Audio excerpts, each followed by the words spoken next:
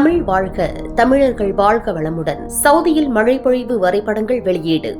முன்னெச்சரிக்கை அமைப்பை வலுப்படுத்தும் தேசிய வானிலை மையம். சவுதி அரேபியாவின் தேசிய வானிலை மையம் நேஷனல் சென்டர் ஆஃப் மெட்ராலஜி மழை பொழிவை கண்காணிக்கும் புதிய வரைபடங்களை வெளியிட்டு முன்னெச்சரிக்கை அமைப்பை மேலும் வலுப்படுத்தியுள்ளது.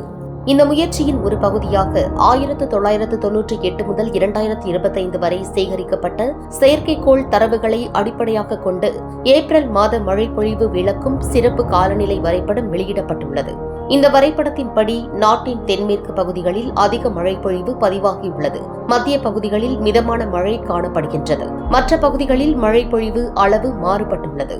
இந்த வகை காலநிலை வரைபடங்கள் முன்னெச்சரிக்கையாக சம்பந்தப்பட்ட அதிகாரிகள் முன்கூட்டியே நடவடிக்கை எடுக்கவும் மழை சம்பந்தமான அவசர நிலைகளை திறம்பட கையாளவும் உதவுகின்றன என்று மையம் தெரிவித்துள்ளது. மேலும் துல்லியமான தரவுகள் மற்றும் அறிவியல் பகுப்பாய்வின் அடிப்படையில் மேம்பட்ட காலநிலை சேவைகளை வழங்குவது என்பது மையத்தின் முக்கிய நோக்கமாகும்.